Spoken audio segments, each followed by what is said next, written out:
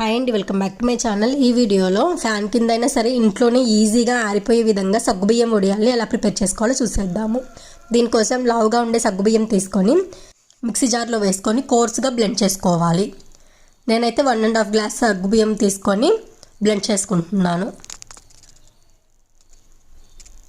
ఇలా మరీ మెత్తగా కాకుండా కొంచెం రవ్వగా ఉండేలాగా బ్లెండ్ చేసేసుకొని పక్కన పెట్టుకోండి. ఇప్పుడు ఒక గిన్నె తీసుకొని 1 గ్లాస్ సగ్గుబియ్యానికి 8 గ్లాసెస్ వాటర్ అయితే టోటల్గా పడతాయండి. ఈ రవ్వ నానబెట్టుకోవడం కోసం ఒక గిన్నెలో 3 గ్లాసెస్ వాటర్ అయితే యాడ్ చేస్తున్నాను.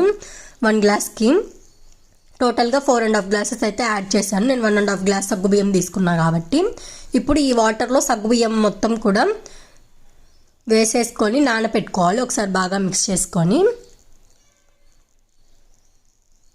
ఉండలు లేకుండా మిక్స్ చేసేసుకొని ఒక 1 అవర్ పాటు పక్కన పెట్టేయండి. ఈలోపు మనము కారం కోసం మిక్సీ జార్లో మీ టేస్ట్కి సరిపడా పచ్చిమిర్చిని యాడ్ చేసుకొని కొద్దిగా సాల్ట్ యాడ్ చేసుకోండి. సాల్ట్ యాడ్ చేయడం వల్ల ఏంటంటే పచ్చిమిర్చి అనేది నల్లగా అవ్వకుండా ఉంటుంది.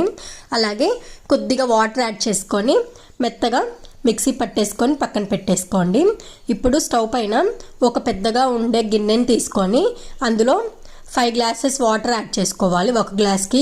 ఎందుకంటే 3 గ్లాసెస్ వాటర్ మనం ముందుగానే రవ్వ మిక్స్ చేసుకోవడం కోసం నానబెట్టుకోవడం కోసం కలిపి పెట్టేసుకున్నాం కాబట్టి ఇప్పుడు గిన్నెలోకి 5 గ్లాసెస్ వాటర్ యాడ్ చేసుకొని కొద్దిగా సాల్ట్ యాడ్ చేసుకొని మరగనివ్వాలి. ఇది ఇలా మరుగుతున్నప్పుడు ముందుగా మనము సోక్ చేసి పెట్టుకున్నాం కదా సగ్గుబియ్యం మిశ్రమము, అదంతా కూడా ఇందులో యాడ్ చేసుకొని ఒకసారి బాగా మిక్స్ చేసుకొని అలాగే పచ్చిమిర్చి పేస్ట్ను కూడా యాడ్ చేసుకొని మిక్స్ చేసుకొని బాయిల్ అవ్వనివ్వాలి. ఇదిలా కొద్దిగా బాయిల్ అయిన తర్వాత ఒక 2 టేబుల్ స్పూన్స్ జీలకర్ర 2 టేబుల్ స్పూన్స్ వాము యాడ్ చేసుకొని ఇది ఇలా చిక్కగా అయ్యేంత వరకు బాయిల్ చేసుకొని స్టవ్ ఆఫ్ చేసుకొని చల్లారనివ్వండి. చల్లారిన తర్వాత ఇలా వడియాల కింద పెట్టేసుకుంటే ఎంతో టేస్టీగా ఉండే సగ్గుబియ్యం వడియాలు అయితే రెడీ అండి. ఇవి ఇంట్లో ఫ్యాన్ కింద అయినా పెట్టేసుకోవచ్చు. నేను మిద్ద మీద పెట్టాను. వీడియో నచ్చితే లైక్ చేయండి. అలాగే మన ఛానల్ సబ్స్క్రైబ్ చేయండి.